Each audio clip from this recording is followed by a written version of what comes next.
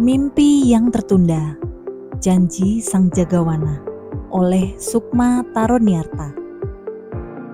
Jam di ponsel menunjukkan pukul 20.15 waktu Indonesia Tengah. Dering notifikasi yang terus berbunyi membuat jari yang semula enggan bergerak, aku paksakan untuk membuka salah satu obrolan grup pada jejaring sosial berlogo hijau. Perlahan kutelusuri komentar-komentar peserta grup. Grup yang beranggotakan 7 orang polisi kehutanan itu sedang membahas hasil pengumuman uji kompetensi yang telah dilaksanakan September 2023 silam. Ada yang menyampaikan rasa syukur dan terima kasih, ada pula yang menyampaikan rasa kecewa dan sedih. 3 di antara mereka memperoleh hasil belum kompeten atau BK. Sejenak aku terdiam, kemudian menghela nafas panjang sebelum akhirnya merespons beberapa pertanyaan yang dilontarkan. Terlebih dari mereka yang mendapatkan nilai BK. Sebagai sesama rimbawan dan sesama fungsional, aku bisa memahami perasaan mereka. Mimpi untuk mencapai puncak jenjang karir selain menjadi kebanggaan juga menjadi bukti pengabdian sebagai aparat negara. Pada situasi ini, aku tidak menempatkan diri sebagai asesor, namun sebagai kawan sesama rimbawan. Mereka lebih membutuhkan kata-kata motivasi yang membesarkan hati, bukan kalimat yang merendahkan, bukan pula menghindar dan mendiamkan keresahan mereka. Uji kompetensi menjadi syarat untuk membuktikan kelayakan dan kemampuan sebagai fungsional. Pembuktian dinilai secara terukur sesuai jenjang jabatan teknis yang akan dicapai. Bagi yang mampu membuktikan kompetensinya, berhak untuk naik ke satu jenjang jabatan yang lebih tinggi. Seorang polisi kehutanan diuji kelayakan kompetensinya terhadap 3 hal: kompetensi teknis, kompetensi manajerial sosiokultural, dan kompetensi kesamaptaan. Kompetensi kesamaptaan merupakan kemampuan yang menunjukkan kualitas performa fisik seorang polhut. 3 polhut yang belum kompeten terhalang pada hasil uji kesamaptaan yang tidak mencapai standar. Seorang polhut memang dituntut memiliki fisik yang prima. Namun, memang banyak hal yang menjadi faktor penyebab menurunnya performa fisik. Faktor ini pun menjadi bahan candaan di antara mereka. Salah satu polhut yang BK dan ditempatkan di pulau berkata, "Kami mengejar penjahat di laut, Bu. Sudah lupa cara berlari." Candaan itu dibalas oleh polhut lain yang bagi saya pribadi, polhut ini cukup unik. Dia bertugas sebagai intel pada kasus-kasus illegal mining dalam kawasan hutan. Candanya pun cukup kritis. "Kalau kami terbiasa mengejar penjahat yang berdasi, Bu. Mereka berkeliaran di kafe dan gedung-gedung."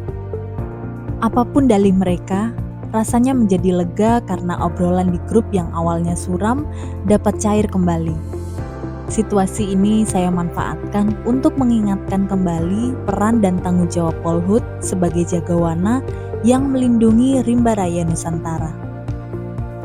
Mengemban tugas sebagai polhut bukan perkara mudah. Maraknya illegal logging, illegal mining, pembukaan lahan, kebakaran hutan, dan ragam persoalan yang mengancam kelestarian hutan. Polhut diposisikan sebagai garda depan untuk melindungi dan mengamankan kawasan hutan. Saat ini, jumlah rasio polhut masih jauh dari angka yang memadai. Lebih kurang 125,7 juta hektar kawasan hutan Indonesia harus diamankan dari berbagai jenis gangguan. Sebagai salah satu paru-paru dunia, hutan Indonesia menjadi tumpuan masyarakat global. Laju peningkatan emisi gas rumah kaca semakin tidak terkendali. Suhu bumi pun terus meningkat. Pemanasan global tak dapat dihindari. Hampir semua belahan bumi mengalami dampak perubahan iklim. Sudah tidak terhitung jumlah bencana alam yang terjadi. Kondisi bumi sedang tidak baik-baik saja. Menteri Lingkungan Hidup dan Kehutanan Dr. Siti Nurbaya telah melontarkan komitmen Indonesia untuk ikut andil dalam memerangi pemanasan global. Forest and Other Land Use atau populer dengan singkatan FOLU merupakan salah satu inovasi untuk mengikat dan menyimpan karbon. Pada salah satu forum internasional, Dr. Siti menyampaikan, Indonesia akan mendorong tercapainya penurunan emisi GRK sebesar 140 juta ton CO2 ekuivalen pada tahun 2030. Volunetzing 2030 adalah komitmen Indonesia yang menjadi harapan masyarakat global. Tidak mudah mewujudkan niat luhur negara kita. Dibutuhkan strategi untuk mendukung Volunetzing 2030. Ada 4 strategi utama yang saat ini terus dilakukan. Pertama, menghindari deforestasi. Kedua, terus melakukan upaya konservasi dan pengelolaan hutan lestari. Ketiga, perlindungan dan restorasi lahan gambut. Lalu keempat, peningkatan serapan karbon melalui rehabilitasi hutan dan lahan, membuat hutan-hutan tropis baru dengan aksi penanaman secara masif. Tanggung jawab pengelolaan dan perlindungan hutan memang bukan menjadi beban Polhut semata. Semua unsur masyarakat harus terlibat, mulai dari pihak pemerintah sendiri, dunia usaha, akademisi, lembaga-lembaga non-profit, hingga masyarakat di tingkat tapak. Program-program kemitraan dibutuhkan, termasuk merangkul masyarakat melalui program-program pemberdayaan. Masyarakat lokal diberi akses ke kawasan konservasi dalam bentuk pemungutan hasil hutan bukan kayu, pemanfaatan sumber daya perairan tradisional, budidaya tradisional, dan berburu spesies yang tidak dilindungi. Selain kemitraan konservasi, program pemberdayaan masyarakat lainnya juga diberikan melalui perhutanan sosial. Masyarakat yang telah memiliki SK Perhutanan Sosial adalah masyarakat yang telah mendapatkan legalitas. Mereka memperoleh kesempatan untuk memanfaatkan potensi hutan sekaligus melindungi dan menjaga kawasan hutan. Bentuk-bentuk kemitraan dan pemberdayaan masyarakat secara tidak langsung menjadi upaya untuk berbagi tanggung jawab pengelolaan dan perlindungan hutan. Polhut tidak sendiri. Namun Polhut sebagai garda depan tetap diharapkan menjadi motor untuk melindungi hutan di tingkat tapak. Bukan sekadar loyalitas yang dibutuhkan. Kapasitas dan kapabilitas sebagai Polhut juga menjadi hal yang utama. Kemampuan intelijensi, kemampuan beradaptasi dengan perubahan lingkungan, serta ketangguhan fisik menjadi satu rangkaian kompetensi yang saling mendukung. Direktur Jenderal Penegakan Hukum KLHK, Dr. Rasio Ridosani, pernah berkata, dibutuhkan penguatan Polhut dalam perspektif mendukung komitmen Indonesia mewujudkan Indonesia's Volunetzing 2030. Polhut memiliki rekam jejak cukup panjang dalam pengabdian kepada bangsa dan negara. Mulai dari polisi khusus kehutanan, jagawana, hingga saat ini disebut polisi kehutanan.